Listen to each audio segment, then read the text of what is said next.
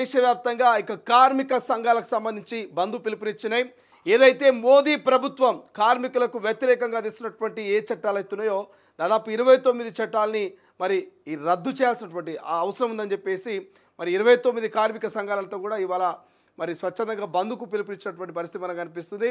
So ఇక దేశవ్యాప్తంగా రాష్ట్ర వ్యాప్తంగా అయితే కార్మిక సంఘాలు ఇచ్చినటువంటి పిలుపు మేరకు బంద్ను అయితే పాటించేటువంటి అవకాశం కనిపిస్తుంది. ఇప్పటికే కొన్ని విద్యార్థి సంఘాలు కూడా బంద్కు మద్దతు ఇస్తున్నటువంటి పరిస్థితి. రైట్, మరోవైపు ఇక జూబ్లీహిల్స్ ఉప ఎన్నిక నోటిఫికేషన్ సెప్టెంబర్లో వచ్చేటువంటి అవకాశం ఉన్నట్టుగా కొంత సమాచారం అంతా ఉంది. ఇక ఇదిలా ఉంటే ఆపరేషన్ ఖగారు ఆగట్లేదు. ఆపరేషన్ మాన్సూన్ పేరిట మరి హిడ్మా టార్గెట్గా ఏదైతే ఇంద్రావతి నేషనల్ పార్కు అభయారణ్యం ఉన్నదో దాని చుట్టూ ఇక పోలీస్ భద్రతా బలగాలు చుట్టుముట్టినట్టు తెలుస్తున్నాయి. ఇక రాష్ట్ర రాజకీయాల విషయానికి వస్తే నిన్న బీఆర్ఎస్ పార్టీ నేత మరి మాజీ మంత్రి BRS party working president KTR సోమాజ్ కూడా ప్రెస్ క్లబ్ పోయిండు.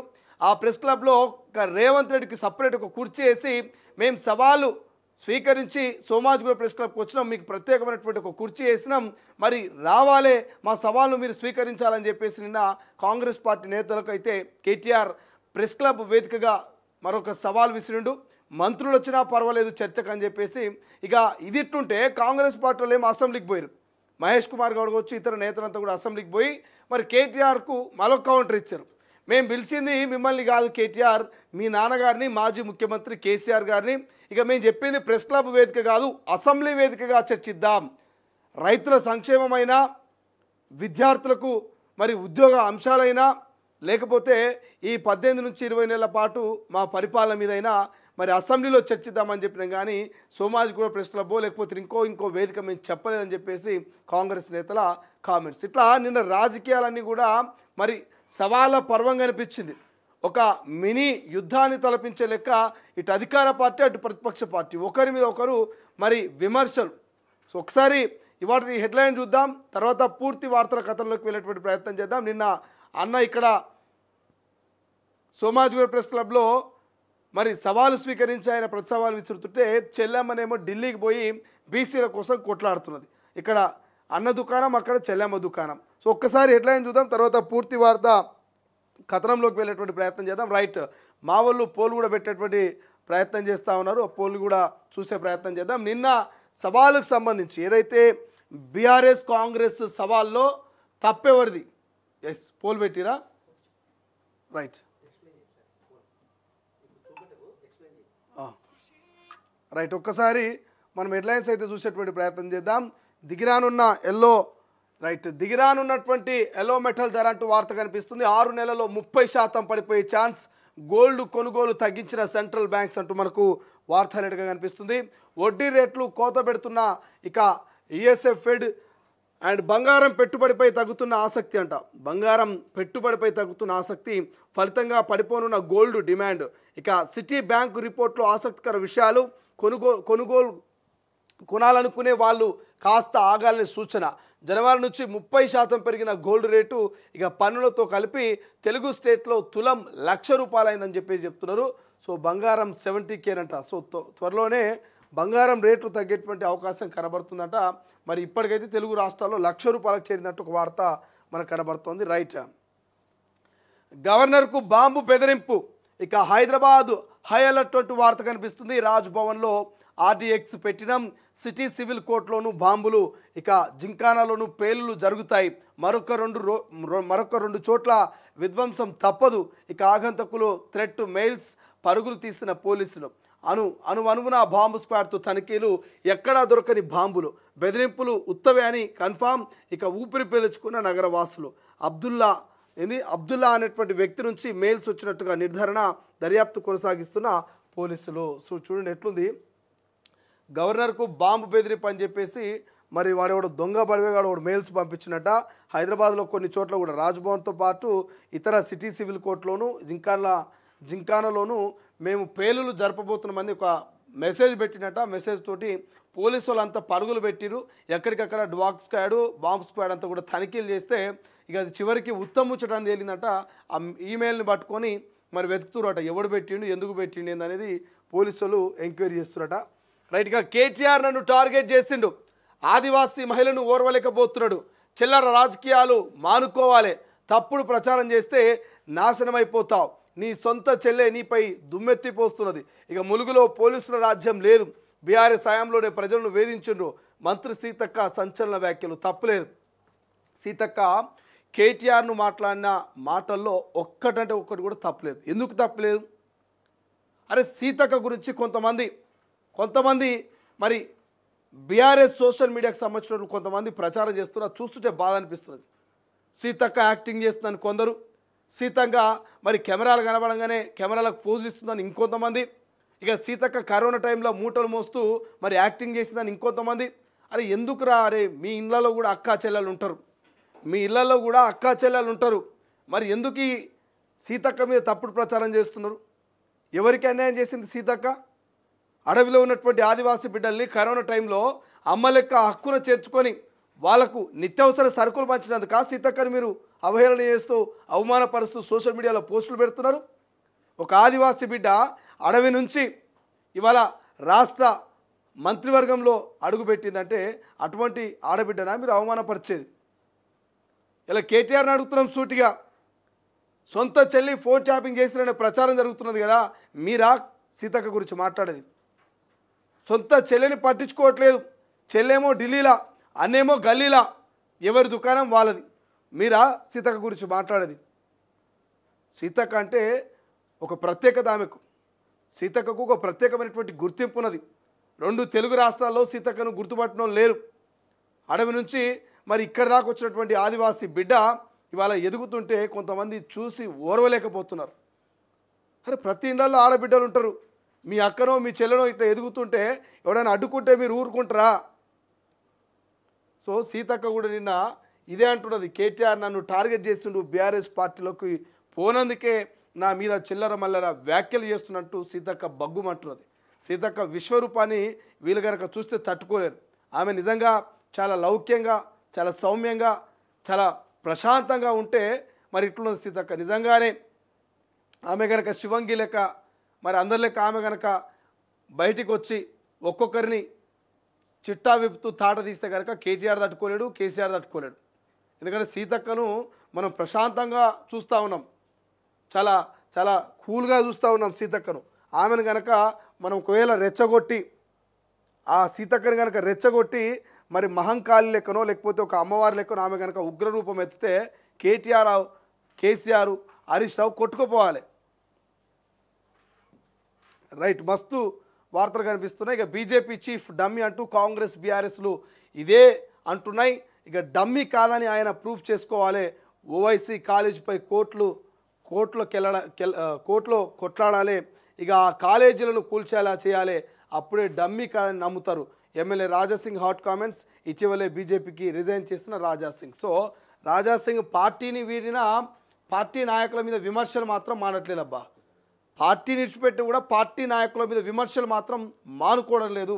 ఉన్నది ఉన్నట్టు కుండ బద్దలు కొట్టినట్టు ముక్కు సూటిగా చెప్పేటువంటి రాజాసింగ్ నేను రాజీనామా చేసినా సరే కానీ మిమ్మల్ని డమ్మీ అంటున్నారని చెప్పేసి రామచంద్రరావుకు చెప్తూనే మీరు డమ్మీ కాదు మరి ఒరిజినల్ నిరూపించుకోవాలనుకుంటే మరి ఓవైసీ కాలేజీలను కూల్చండి, ఓవైసీ కాలేజీల మీద కోర్టులో కొట్లాడనని చెప్పేసి రాజాసింగ్ చెప్తున్నటువంటి ముచ్చట. చూద్దాం, దీని గురించి కూడా డిస్కషన్ చేద్దాం. చింత చచ్చిన పులుపు జావదన్నట్టుగా పార్టీని విడిన ఆయనకు మాత్రం ప్రేమ తగ్గట్లేదు రాజాసింగ్కి. బీజేపీ పార్టీ మీద డిస్కస్ చేద్దాం. రైట్, ఒక్కసారి ఈనాడులో ఉన్నటువంటి హెడ్లైన్ చూద్దాం ఇవాళది. ఇక ప్రతి భూ సమస్యకు పరిష్కారం, కోర్టు ఉత్తర్వుల అనంతరమే ఆన్లైన్లోని సాదా బైనామాలపై చర్యలు, జీవోలు 58, 59 కింద అందిన దరఖాస్తులపై ముందుకెళ్లేందుకు కమిటీ ఏర్పాటు. ఇక త్వరలో భూ అక్రమాలపై ఫోరెన్సిక్ ఆడిట్, ఓ సంస్థతో 10 రోజుల్లో ఎంఓయూ అంటూ చెప్పేసి వార్త కనిపిస్తుంది. ప్రతి భూ సమస్యకు మరి రాష్ట్ర ప్రభుత్వం, రెవెన్యూ శాఖ మరి పరిష్కారం చూపే దిశగా ప్రయత్నాలు చేస్తున్నట్టు తెలుస్తుంది. రైట్, యూరియా కోటా పెంచండి, కేంద్ర మంత్రి నడ్డాకు సీఎం రేవంత్ రెడ్డి వినతి. ఇక జహీరాబాద్ పారిశ్రామిక స్మార్ట్ సిటీ అభివృద్ధికి చేయూతనివ్వాలంటూ పీయూష్ గోయల్కు విజ్ఞప్తి. ఇక 18 మంత్రివర్గ సమావేశాలు, 327 నిర్ణయాలు, క్యాబినెట్ రేపటి భేటీలో వాటిపైనే సమీక్ష అని చెప్పేసి మనకు ఒక వార్తా కథనం అయితే ఇక్కడ కనిపిస్తూ ఉంది. రైట్, అదే వార్తా కథనం మనం చూస్తూ ఉన్నాము. ఇక యూరియా కోటా పెంచంటంటూ మరి కేంద్ర మంత్రికి ముఖ్యమంత్రి రేవంత్ రెడ్డి విజ్ఞప్తి చేస్తున్నటువంటి ఫోటో మనం చూస్తూ ఉన్నాం. రైట్, ఇక మరొక వార్త, సవాలు విసిరే రాలేదేం, కనీసం మంత్రులైనా వస్తారనుకున్నాం, మరొక తేదీ స్థలాన్ని మీరే నిర్ణయించండి, లేదంటే కేసీఆర్కు క్షమాపణ చెప్పండి, ముఖ్యమంత్రిని ఉద్దేశించి కేటీఆర్ వ్యాఖ్యలు అంటూ వార్త కనిపిస్తుంది. నేను చెప్పినాం కదా మనము తెలంగాణ రాష్ట్ర ముఖ్యమంత్రి కోసము ప్రధాన ప్రతిపక్ష నేతలైనటువంటి మరి KTR, BRS party working president కేటీఆర్తో పాటు ఇంకొంతమంది నాయకులు నిన్న సోమాజిగూడ ప్రెస్ క్లబ్ పోయి ఒక ప్రత్యేక కృషి చేశారని దానికి సంబంధించిన వార్త, దాని గురించి కూడా డిస్కస్ చేద్దాం. రైట్గా ఇదిలా ఉంటే సీఎం రమ్మన్నది కేసీఆర్ను, రావాల్సింది అసెంబ్లీకి, ఓర్వలెక్కనే ప్రభుత్వంపై అవాక్కులు చివాకులు, కేటీఆర్పై ఉప ముఖ్యమంత్రి బట్టి ధ్వజం, ఇక మహబూబాబాద్ జిల్లాలో అభివృద్ధి పనులకు శంకుస్థాపన అంటూ మరొక వార్త మనకి ఇక్కడ హైలైట్గా కనిపిస్తుంది. ఇక రైట్గా ఇంకొక వార్త, సైబర్ నేరాలకు అడ్డాలు ఆ 10 జిల్లాలేనంట, 100 కోట్లు కొల్లగొడుతున్న ఉత్తరాది ముఠాలు, ఇక గ్రామాల్లో తిష్టవేసి దేశవ్యాప్తంగా మోసాలు, కొత్త హాట్స్పాట్లుగా మహబూబ్ నగర్, చిత్తూరు, FCRF అధ్యయనంలో వెల్లడి, చిన్న చిన్న జాగ్రత్తలతో ముప్పు ఇక తప్పదంటున్న అధ్యయనకర్తలంటూ మనకు ఒక వార్త కనిపిస్తోంది. సో సైబర్ నేరాలకు ఆ 10 జిల్లాలే అడ్డగా మారినాయని చెప్పేసి వార్తా కథనం కనిపిస్తుంది. రైట్, ఒకసారి ఆంధ్రజ్యోతిలో ఉన్నటువంటి హెడ్లైన్ కనుక చూస్తే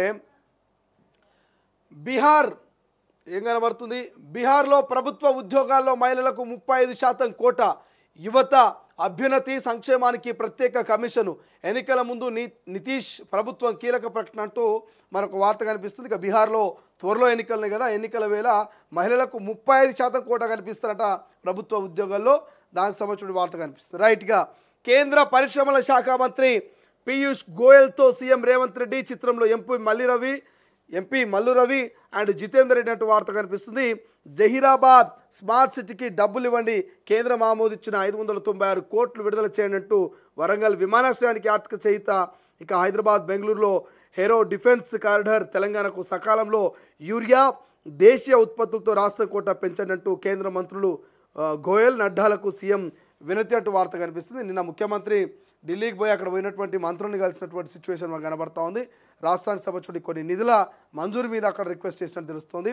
రైట్గా మరొక వార్త, మెడికల్ కాలేజ్ నుంచి లంచం, మహిళా ప్రొఫెసర్పై సిబిఐ కేసు, తనిఖీలో కాలేజీకి అనుకూలంగా నివేదిక, లక్షల్లో లంచం ముట్టినట్టుగా గుర్తింపు, త్వరలో విచారణ, వైద్య శాఖలో చర్చనంట. చూడండి, మెడికల్ కాలేజీ నుంచి లంచం తీసుకొని మహిళా ప్రొఫెసర్ మీద మరి సిబిఐ అయితే కేసు పెట్టినట్టు తెలుస్తుంది. సో ఏదైతే మెడికల్ కాలేజ్ ఉన్నాయో అక్కడ లంచాలు తీసుకుంటున్నటువంటి ఎవరైతే మహిళా ఆఫీసర్ ఉన్నదో ఈ మహిళా ప్రొఫెసర్ మీద సిబిఐ కేసు పెట్టిందంట. తనిఖీలలో కాలేజీకి అనుకూలంగా నివేదికలు ఇచ్చి లక్షలో లంచం ముట్టినట్టుగా మరి సిబిఐ గుర్తించినట్టుగా తెలుస్తోంది. దానికి సంబంధించిన వార్తను కూడా మనం డిస్కస్ చేద్దాం. ఇక మరొక వార్త, బిరబిరా కృష్ణమ్మ బిరబిరా కృష్ణమ్మ తెరుచుకున్న శ్రీశైలం 4 గేట్లు, సాగర్కు 1.72 లక్షల క్యూసెక్ల విడుదల, ఇక జూరాలకు 1.25 లక్షలు, సుంకసేలకు 61,000 క్యూసెక్లు ఇన్ఫ్లో, ఇక అంతే స్థాయిలో దిగువ కంటూ వార్త కనిపిస్తుంది. సాగరు, పులిచింతల తప్ప కృష్ణా ప్రాజెక్టులు ఫుల్ అంట, 531.70 అడుగులకు చేరిన సాగర్ నీటి మట్టం అంటూ మరి వార్త కనిపిస్తుంది. శ్రీశైలం గేట్లు అయితే తెరుచుకున్నాయి. మహారాష్ట్ర అక్కడక్కడ పడుతున్నటువంటి వర్షాలకు భారీ వరద నేపథ్యంలో ఇక మరి శ్రీశైలం గేట్లు అయితే తెరుచుకున్నట్టు తెలుస్తుంది. శ్రీశైలం గేట్లు తెరుచుకుంటే చక్కగా నాగార్జున సాగర్ దాకా తాగుతాయి. ఇక కామన్గా ఇదే కనబడుతుంది. చర్చకు రమ్మని ఢిల్లీకి పారిపోయావేం, ఏమంటారు కేసీఆర్ గారిని, కేటీఆర్ ఏమంటాడు ఇక్కడ, హైదరాబాద్లోని సోమాజిగూడ ప్రెస్ క్లబ్లో కేటీఆర్ పక్కన సీఎం కోసం వేసినటువంటి కుర్చీ, హానరబుల్ చీఫ్ మినిస్టర్ అని చెప్పేసి ఇక్కడ కుర్చీ వేసిరు. ఆ కుర్చీ వేసి మరి పాపం ఏం ఫికర్ చేస్తుండేమో కేటీఆర్ అన్న చూడండి, షర్ట్ వీటిలో పెట్టుకొని ఫికర్ చేస్తున్నాడు. రేవంత్ రెడ్డి వస్తాడా రాడా అని చెప్పేసి కేటీఆర్ మరి సీఎం కోసం వెయిట్ చేస్తున్నటువంటి ఫోటో ఇక్కడ మనకు కనబడతా ఉంది. బట్ సీఎం మాత్రం ఢిల్లీకి పోయిండు. అయితే చర్చకు రమ్మని ఢిల్లీకి పారిపోయేవేం, పారిపోవడం రేవంత్కు అలవాటే, రచ్చ తప్ప చర్చ చేయడు రాదు, నువ్వు రాకపోతే డిప్యూటీ సీఎంను లేదా వ్యవసాయ మంత్రిని పంపు, సమయం స్థలం చెప్పు, ఈసారి రాకుంటే కేసీఆర్కు క్షమాపణ చెప్పాలి, కేటీఆర్ ధ్వజం, ఇక పార్టీ నేతలతో ప్రెస్ క్లబ్ వద్ద సీఎం కోసం కుర్చీ అంటూ వార్త కనిపిస్తుంది. ఇక సభలో చర్చిద్దామంటే ప్రెస్ క్లబ్లో రాద్ధాంతం ఏంటంటూ కాంగ్రెస్ పార్టీ నేతలు బట్టిగా చెప్తున్నటువంటి ముచ్చట. సో ఇక్కడ క్లియర్గా ఏం తెలుస్తున్నది, ఈ చర్చలకు సంబంధించి అధికార కాంగ్రెస్ పార్టీ ఏమో అసెంబ్లీలో చర్చిద్దామంటది, ప్రతిపక్ష నాయకులేమో ప్రెస్ క్లబ్లో చర్చిద్దామంటది. ఇందులో ఎవరిది న్యాయబద్ధమైనటువంటి చర్చ, అసెంబ్లీలో చర్చిద్దామన్నటువంటి కాంగ్రెస్ పార్టీదా, లేకపోతే ప్రెస్ క్లబ్లో చర్చిద్దామన్నటువంటి ప్రతిపక్ష పార్టీ నాయకులదా? ఎవరిది న్యాయబద్ధమైనటువంటి డిమాండ్, ఎవరిది న్యాయబద్ధమైనటువంటి చర్చ అనేది తెలంగాణ ప్రజలు తేల్చాల్సినటువంటి అవసరం ఉంటుంది. మా వాళ్ళు పోల్ కూడా పెట్టే ప్రయత్నం చేశారు. ఆ పోల్లో కూడా చూసేటువంటి ప్రయత్నం చేద్దాం. చర్చ ఎక్కడ జరగాలి? సాయి ఒక పోల్ పెట్టి, సాయి ఆ చర్చ ఎక్కడ జరగాలి? ఇంకొక పోల్ కూడా పెట్టు. మరి వ్యవసాయం మీద, అగ్రికల్చర్ మీద ఏమంటున్నా, వ్యవసాయం మీద, అగ్రికల్చర్ మీద, అంటే మరి కాంగ్రెస్ పార్టీకి సంబంధించినటువంటి ఈ అభివృద్ధి మీద చర్చ నిజంగా ఎక్కడ జరగాలి? మరొక పోల్ పెట్టు. ఇంతకుముందు ఒక పోల్ పెట్టావు కదా, మరొక పోల్ పెట్టు. చర్చ ఎక్కడ జరగాలి? అసెంబ్లీ వేదికగా జరగాలనా, లేకపోతే ప్రెస్ క్లబ్ వేదికగా జరగాలనా? అసలు సిసలైనటువంటి చర్చ ఎక్కడ జరగాలి ఒక పోల్ పెట్టి తెలంగాణ ప్రజలే దాన్ని నిర్ణయిస్తారు. రెండు ఆప్షన్, ఒకటి అసెంబ్లీలో చర్చ జరగాలనా, ప్రెస్ క్లబ్లో చర్చ జరగాలి. రెండు ఆప్షన్ ఈ తెలంగాణ ప్రజలు చెప్తారు. ఇది కేటీఆర్ది సవాలు మంచుకున్నదా, కేటీఆర్ ముచ్చట మంచుకున్నదా, లేకపోతే రేవంత్ సర్కార్ ముచ్చట బాగున్నదా? ఎవరి ముచ్చటను తెలంగాణ ప్రజలు నమ్ముతున్నారు, ఏది తెలంగాణ ప్రజలు మరి ఆకాంక్షిస్తున్నారు అనేది ఇప్పుడు బట్టబలైపోతుంది. సో మనం పోల్ పెడదాం. తెలంగాణ ప్రజలు ఏమనుకుంటున్నారు? మరి కాంగ్రెస్ అన్నట్టు ఇక్కడ పెడదామా అసెంబ్లీలో, లేకపోతే ఇది అదే మరి అసెంబ్లీ అంటే ఇక జనాల కోసం వచ్చేస్తుంది కాబట్టి ఏడాదిలోనే రైతులకు 70,000 కోట్ల లాంటి వార్త కనిపిస్తుంది. బట్ చూద్దాం ఏం జరుగుతుంది, తెలంగాణ ప్రజలు ఏం నిర్ణయిస్తారు అనేది. ఒక పోల్ అయితే పెడదాం, కుదిరితే ఒక 3 ఆప్షన్ కూడా పెడదాం. జనంలో పెడదామా, ఎక్కడ పెడదామని చెప్పేసి. రైట్గా ఊరును కాపాడిన కుక్క అంటూ మరొక వార్త కనిపిస్తుంది. ఇక్కడ హిమాచల్లోని సియాతి గ్రామాన్ని అర్ధరాత్రి ముంచెత్తిన వరదలు. వరద ముప్పు నుంచి యజమానితో పాటు 67 మందిని కాపాడిన పెంపుడు శునకం. బా చూడండి, పాపం ఒక ఊరును మొత్తాన్ని కాపాడిన కుక్క. అక్కడటువంటి ఆయన ఆ ఓనర్ ఎవరైతే ఉంటారో ఈ కుక్కకు సంబంధించినటువంటి ఇంటి యజమాని అలర్ట్ చేసి మరి ఊరంతా కాపాడిందంట. వస్తున్నటువంటి వరద నుంచి ఊరంతా కాపాడినటువంటి కుక్క అని మనకు వార్త కనిపిస్తుంది. డిస్కస్ చేద్దాం దాన్ని. ఇక ఇదే కామన్గా ఇదే కనబడుతున్నది. సవాళ్ళ హీటు అసెంబ్లీలో కాంగ్రెస్, ప్రెస్ క్లబ్లో బీఆర్ఎస్ అని చెప్పేసి అదే కనబడుతుంది. మన వార్త యూరియాను టైంకు అందివ్వనట్టు మరి కేంద్ర మంత్రుల్ని నిన్న ముఖ్యమంత్రి కలిసినటువంటి అంశం కనబడుతుంది హైలైట్గా. ఇంకేం కనబడుతున్నాయి? కేటీఆర్ దురహంకారం తగ్గించుకో, నీలాగా నాకు ధన కుల బలం లేదు, మంత్రి సీతక్క కామెంట్స్. ఇంతకుముందు చెప్పినా కదా, సీతక్కను ఎందుకో వీళ్ళు బాగా టార్గెట్ చేసినట్టు అనిపిస్తోంది. ఇక కలవకుర్తి లిఫ్ట్ నుంచి నీటి విడుదలంటూ మరొక వార్త హైలైట్ కనిపిస్తోంది. శ్రీశైలం 4 గేట్లు ఓపెన్ అంటూ మరొక వార్త హైలైట్ కనిపిస్తుంది. ఇక కల్తీ కళ్ళు తాగి 15 మందికి అస్వస్థ. హైదరాబాద్ కుక్కడిపల్లిలో ఘటన, ఆసుపత్రికి బాధితుల తరలింపు. కళ్ళు అమ్మిన 3 దుకాణాలు సీజ్ అంటూ వార్త. రైట్గా కృష్ణాలో నీళ్లు లేకుంటే గోదావరి నీళ్లు వాడుకుంటాం. పోలవరం నుంచి బనకచెర్లకు నీళ్ళు వస్తే రాయలసీమలో కరువే ఉండదంటూ చంద్రబాబు. ఇక శ్రీశైలం ప్రాజెక్టు వద్ద కృష్ణమ్మకు జలహారతి అంటూ వార్త హైలైట్ కనిపిస్తే, ఇక సమ్మెలో నేడు భారత్ బంద్. నేడు సమ్మెలో పాల్గొనున్న 25 కోట్ల మందికి పైగా కార్మికులు. బ్యాంకింగ్, పోస్టల్, పబ్లిక్ ట్రాన్స్పోర్ట్, ప్రభుత్వ ఆఫీసుల్లో సేవలకు అంతరాయం. స్కూళ్ళు, కాలేజీలు, ప్రైవేటు ఆఫీసులు ఓపెన్ అని చెప్పేసి మనకు వార్త కనిపిస్తుంది. నేడు భారత్ బంద్ అని చెప్పేసి ఏదైతే కార్మిక విధానాలకు వ్యతిరేకంగా కార్మిక సంఘాలు ఈ యొక్క బంద్కు పిలుపునిచ్చినట్టుగా తెలుస్తోంది. రైట్. మరోవైపు హిడ్మా టార్గెట్గా ఆపరేషన్ మాన్సూన్. ఇక ఛత్తీస్గఢ్ ఇంద్రావతి నేషనల్ పార్కు ఏరియాలో భారీ కూంబింగ్. 25,000 మంది బలగాలతో అణువణువు జల్లెడ. దండకార్యంలో టెన్షన్ అంటూ ఇక పోలీసుల చేతుల్లో అగ్రనేతల లొకేషన్స్. లొంగిపోకపోతే ఎన్కౌంటర్ అంటూ బస్తర్ ఐజీ హెచ్చరిక. సో ఎన్నో రోజుల నుంచి వింటున్నాం హిడ్మా. ఎవరి హిడ్మా అంటే మావోయిస్టు పార్టీ అగ్రనేత. ఈ హిడ్మాను పట్టుకుంటే ఆల్మోస్ట్ ఆపరేషన్ ఖగార్ అయిపోయినట్టు అని ఒక చర్చ జరుగుతున్నటువంటి వేళ ఇక ఆపరేషన్ మాన్సూన్ అని చెప్పేసి మొదలుపెట్టారు. మనం చూస్తాం ఇంతకుముందు గిన్నె ఎక్కడనే అది ఛత్తీస్గఢ్ తెలంగాణ బార్డర్లో ఆపరేషన్ కర్రెగుట్టలను మొదలుపెట్టారు. అప్పట్లో దాదాపు 20 నుంచి 25 రోజుల పాటు పోలీసు భద్రతా బలగాలు ఆ కర్రెగుట్టలంతా కూడా జల్లెడబట్టినాయి. బుల్లెట్లో వర్షం కురిపించినాయి. కొంతమందిని ఎన్కౌంటర్లో మావోయిస్టులు చంపేసినాయి. సో ఇప్పుడు ఇంద్రావతి నేషనల్ పార్క్ అభయారణ్యంలో పోలీసు భద్రతా బలగాలు 1 కాదు 2 కాదు 25,000కు పైగా పోలీసు భద్రతా బలగాలు మోహరించి అక్కడ మరి ఆపరేషన్ మాన్సూన్ని మొదలుపెట్టినాయి. ఆ ఆపరేషన్ మాన్సూన్ ముఖ్య ఉద్దేశం అక్కడ ఉన్నటువంటి అగ్రనేతల్ని ఎన్కౌంటర్లో లేపేయాలి. అది హిడ్మా అయినా లేకపోతే గణపతి అయినా ఇంకెవరైనా. లొంగిపోతే ఓకే, లేదు ఎదిరి కాల్పులు జరిగితే మాత్రం ఎన్కౌంటర్లు తప్పవంటూ హెచ్చరికలు జారీ చేస్తున్నటువంటి పరిస్థితి. దీని గురించి కూడా మనం డిస్కస్ చేద్దాం. రైట్. ఒకసారి దిశ చూస్తే దిశలో ఏం పెట్టిర్రు?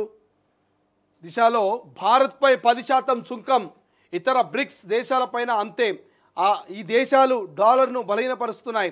రాగి దిగుమతులపై 50%, ఔషధాలపై 200% పన్నంటూ ఇక ట్రంప్కు సంబంధించిన ఒక వార్త హైలైట్ కనిపిస్తుంది. రైట్. జీవో 49 నిలిపేయండి, ఆదివాసీ కాంగ్రెస్ ఎమ్మెల్యేల డిమాండు. లేకపోతే స్థానికంగా వ్యతిరేకత వచ్చే ప్రమాదం. త్వరలో సీఎంను కలవనున్న ఎమ్మెల్యేలు మంత్రులంట. ఏమంటారు? జీవో 49ని నిలిపేయండి, ఆదివాసీ కాంగ్రెస్ ఎమ్మెల్యే డిమాండ్ చేస్తూ ఇక లేకపోతే స్థానికంగా వ్యతిరేకత వచ్చే ప్రమాదం ఉంది. త్వరలో సీఎంను కలవనున్న ఎమ్మెల్యేలు మంత్రులు. దీనిపై ఇప్పటికే 3 మంత్రులు కీలక నిర్ణయం అంట. ఈ జీవోకు వ్యతిరేకంగా ఆదివాసీల ఆందోళన, ఇప్పటికే మద్దతు ప్రకటించిన ప్రతిపక్షాలంటూ మనకు ఒక వార్త ఇక్కడ హైలైట్గా కనిపిస్తోంది. సో దాంతోపాటు ఇక చాలా వార్తలు ఉన్నాయి. నేడు దేశవ్యాప్తంగా సార్వత్రిక సమ్మె, 10 కార్మిక సంఘాల పిలుపు. ఇక వామపక్ష పార్టీలు, ఉద్యోగ సంఘాల మద్దతు. 29 కార్మిక చట్టాలను కేంద్రం రద్దు చేయాలంటూ డిమాండ్. ఏం కనబడుతుంది? 29 కార్మిక చట్టాలని కేంద్రం రద్దు చేయాలంటూ 10 నుంచి 15 కార్మిక సంఘాలు పిలుపునిచ్చినాయట. ఈ బంద్ దేశవ్యాప్తంగా బంద్ నడుస్తున్నది. మరి ఎందుకు బంద్ నడుస్తుందో కొంతమందికి తెలియదు. ఏందా బంద్ అంటే, కేంద్రం తీసుకొచ్చినటువంటి 29 కార్మిక చట్టాలని మరి రద్దు చేయాలంటూ డిమాండ్ చేస్తూ ఈ బంద్కు పిలుపునిచ్చినటువంటి పరిస్థితి మనకు కనిపిస్తుంది. రైట్. ఇంకేం కనబడుతుంది?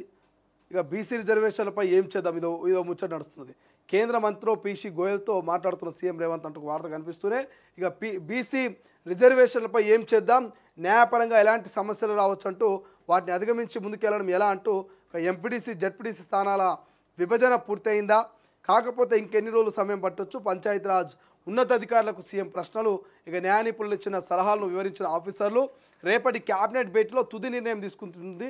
ఇక పూర్తి వివరాలతో భేటీకి హాజరవ్వాలంటూ వారికి ఆదేశం. ఢిల్లీ నుంచి లోకల్ పోల్స్ నిర్వహణ, ప్రభుత్వ సన్నద్ధంపై సీఎం సమీక్ష అంటూ వార్త కనిపిస్తుంది. సో అంటే రేపు 10వ తారీఖు, రేపే కదా, రేపు మరి రాష్ట్ర సచివాలయంలో క్యాబినెట్ భేటీ ఉన్నది. ఈ భేటీలో రేపు ప్రధానంగా బీసీల రిజర్వేషన్ మీద ప్రత్యేక జీవోనా, లేకపోతే ఢిల్లీ పార్లమెంట్ ముంగిట కొట్లాట అయితే అయ్యేటట్లేదు. ఏమనంటే ఇక జీవో తీసుకొచ్చే ఈ 42% రిజర్వేషన్ అమలు చేయాల్సినటువంటి అవసరం ఉంటుంది కాబట్టి సో దాని గురించి డిస్కస్ చేద్దాం. రైట్గా నాడు అలా నేడు ఇలా 7 కోట్లతో బతుకమ్మ కుంట అభివృద్ధి, 5 నెలల్లోనే మారిపోయిన రూపురేఖలు, కబ్జాలు, ఇతర అడ్డంకులు తొలగిన హైడ్రా అంటూ వార్త కనిపిస్తుంది. ఇది అంబర్పేటలో ఉంటుంది బతుకమ్మ కుంట అని. ఇదంతా కూడా గతంలో చెట్లు అడవితో ఉంటే ఇప్పుడేమో మంచిగా ఒక మినీ ట్యాంక్ బండి లెక్క ఈ బతుకమ్మ కుంట కూడా మంచి నీళ్ళు, ఇవన్నీ పోసిన నీళ్ళు కావు ఇవన్నీ కూడా అక్కడ నుంచి మరి ఊట చలమతో ఊరిన నీరు అని చెప్తా ఉన్నారు. సో దీని గురించి కూడా మనం డిస్కస్ చేద్దాం. రైట్. ఇట్లా చెప్పుకుంటూ పోతే మస్తు అంశాలు కనబడుతున్నాయి. ఇట్లా చెప్పుకుంటూ పోతే చాలా అంశాలు ఉన్నాయి. చూడండి, సీఎంకు బూతులే తెలుసు, రైతుల గురించి బేసిక్ నాలెడ్జ్ లేదంటూ కేటీఆర్ నిన్న చేస్తున్నటువంటి కామెంట్లు కామన్గా కనబడుతుంటే ఇక బీసీ రిజర్వేషన్లపై జీవో ఇవ్వండి అంటూ అక్క ఢిల్లీలో పోయి కొట్లాడుతున్నది. ఎక్కడ కొట్లాడుతుందో అక్క? ఢిల్లీలో ఎమ్మెల్సీ రాష్ట్ర జాగృతి అధ్యక్షురాలు కవితక అంటూ వార్త. ఇక మెడికల్ కాలేజీలకు పాలనాధికారులు అంటూ ఒక వార్త హైలైట్ కనిపిస్తుంది. రైట్. ఇంకేమున్నాయి? స్వేచ్ఛలో చూస్తామా? ఒకసారి స్వేచ్ఛలో చూస్తే స్వేచ్ఛలో కూడా కామన్గా కనబడుతున్న వార్త ఏం కనబడుతుంది? కామన్గా అస్థినాలో బిజీ, వరుసగా కేంద్ర మంత్రితో సీఎం భేటీలు అంటూ వార్త కామన్ కనిపిస్తుంది. అండ్ దాంతోపాటే ఇక వామ్మో ఆలయ దేవుడు భూములు కబ్జా చేస్తే పీడీ యాక్ట్, ఈవోలపై దాడి చేస్తే ఊరుకోం, మంత్రి కొండా సురేఖ హెచ్చరిక. ఇక భద్రాచలం ఈవోపై దాడిని ఖండించిన మంత్రి అంటూ వార్త కనిపిస్తుంది. అటు వెళ్లాలంటేనే జంకుతున్న అధికారులు, యథేచ్ఛగా ఆలయ భూముల ఆక్రమణ. ఇక ఇతర రాష్ట్రాల్లో 6,000 ఎకరాలు, తెలంగాణలో 20,124.3 ఎకరాల కబ్జా. భద్రాద్రి భూములు ఆక్రమించిన ఏపీ తాజాగా ఈవోపై దాడి అంటూ మనకు వార్త కనిపిస్తుంది. అధికారులకు కరువైన ప్రొటెక్షన్. ఇక పలుమార్లు ప్రభుత్వానికి విజ్ఞప్తులు, మంత్రి సురేఖ దృష్టికి తీసుకెళ్లిన స్పందన కరువు అంటూ వార్త కనిపిస్తుంది. సో ఇక కేవీపీ అవసరమా అంటూ తెలంగాణ కాంగ్రెస్కు కేవీపీ సలహాలట. పార్టీలో జోరుగా రకరకాల చర్చలు, ఉమ్మడి ఆంధ్రప్రదేశ్ తరహాలోని నిర్ణయాలు. రోషయ్య విగ్రహం ఏర్పాటుకు ఆయనే కారణమా? తాజాగా గాంధీ భవన్లో ప్రత్యక్షం హాట్ టాపిక్గా మారిన ఎపిసోడ్ అంటూ మరి కేవీపీకి సంబంధించినటువంటి వార్త కూడా హైలైట్ కనిపిస్తుంది. ఇక సెప్టెంబర్లోనే నోటిఫికేషన్, జూబ్లీహిల్స్ ఉప ఎన్నికకు ముహూర్తం ఫిక్స్ అయింది. 40 రోజుల్లో ఎన్నిక ప్రక్రియ పూర్తి చేసే ప్లాన్. ఏర్పాట్లో నిమగ్నమైన జిహెచ్ఎంసీ. ఇక బిఎల్ఓకు ముగిసిన మొదటి దశ శిక్షణ అటు వార్త కనిపిస్తుంది. సో మాగంటి గోపినాథ్ అకాల మరణంతో మరి ఈ జూబ్లీహిల్స్లో ఉప ఎన్నిక రావాల్సి వచ్చింది కాబట్టి ఈ జూబ్లీహిల్స్ ఉప ఎన్నికకు సెప్టెంబర్లో నోటిఫికేషన్ వచ్చే అవకాశం ఉంది. నోటిఫికేషన్ వచ్చినటువంటి 40 రోజుల్లో ఎన్నికల ప్రక్రియ పూర్తయిపోతుంది. రైట్, దాని గురించి కూడా డిస్కస్ చేద్దాం. ఇంకేమున్నది, కామన్గానే సీఎంకు మరో ఛాన్స్, కేటీఆర్కు సోది వద్దు. కేటీఆర్ ఏమంటున్నాడు, సోది వద్దు అంటున్నాడు. సీఎంకేమో మరో ఛాన్స్ అని చెప్పేసి ఈ వారు చర్చలో ఉన్నది కదా, ఈ చర్చలకు సంబంధించిన వార్త కనిపిస్తుంది. ఇక సెకండ్ ఫ్లోర్లో ఆంక్షలు, డిప్యూటీ సీఎం లేకున్నా నో ఎంట్రీ, సచివాలయంలో సెక్యూరిటీ స్టాఫ్ అత్యుత్సాహం, అధికారులను అనుమతించని వైనం, మిగతా మంత్రులు ఆఫీసర్లు ఛాంబర్లకు చుట్టూ తిరిగి వెళ్లాల్సిన పరిస్థితి, అసంతృప్తి వ్యక్తం చేస్తున్న ప్రజలు అధికారులు అంటూ ఒకటి మనకు వార్త కనిపిస్తుంది. ఇక నమస్తే తెలంగాణ చూద్దాం చివరిగా.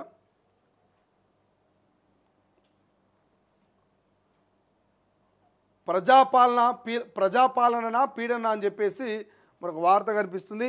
పాలన పగబడితే సర్కారే కర్కశంగా ఎగబడితే ఆ పడగ నీడలో పేదల బతుకు ఎంత దుర్భారంగా మారుతుందనే దానికి ఉదాహరణ ఈ దృశ్యం. హైదరాబాదు గుండెలపై హైడ్రా పేరిట భయంకపిత వాతావరణాన్ని సృష్టించిన కాంగ్రెస్ సర్కార్ బస్తీలని చిరిమి బడుగు గుడిసెల్ని కూల్చి ఇక ధ్వంసరచన కొనసాగిస్తున్నదట. పెద్దల ఆకాశహరాలపై వైపు కన్నెత్తని చూడని బుల్డోజరు పేదల నీడపై పిడుగులా విరుచుకుపడుతుందంటూ ఒక వార్త మనకు హైలైట్గా కనిపిస్తుంది. రైట్గా సవాలు విసిరి ఢిల్లీకి పరారట్టు నిన్నటి ప్రెస్ క్లబ్కు సంబంధించిన వార్త. ఇక కాల్వాలకు కల్వకుర్తి నీళ్ళంటూ మరొక వార్త హైలైట్గా కనిపిస్తుంది. ఇక నేడు దేశవ్యాప్తంగా సమ్మె, మోదీ సర్కార్ కార్మిక వ్యతిరేక విధానాలపై యుద్ధ పేరినట్టు వార్త కనిపిస్తుంది. ఇక అవినీతికి మరొక మెట్టు, మత్స్యశాఖలో బిల్లులకు 12% కమిషన్, చేప పిల్లల సరఫరాదారులకు బిల్లుల పెండింగు, తనకు కమిషన్ చెల్లిస్తేనే క్లియర్ చేస్తానన్న నేత. ఇక 110 కోట్లకు 13 కోట్లు ఇచ్చేలా ఒప్పందం, అడ్వాన్స్గా కోటి చెల్లించిన సరఫరాదారులు నగదు బ్లాక్ చెక్కుల రూపంలో ముడుపులు, అయినా బిల్లులు రాక బాధిత చెక్కర్లంటూ మరి మత్స్యశాఖకు సంబంధించిన ఒక వార్త ఇక్కడ హైలైట్ కనిపిస్తుంది. రైట్, ఇవి ఇప్పటి వరకు ఉన్నటువంటి హైలైట్గా కనిపిస్తున్నటువంటి హెడ్లైన్స్. ఒక్కసారి మనం మరి ఇప్పటి వరకు చూసినాం, హెడ్లైన్ చూసినాం, ఒకసారి పూర్తి కథ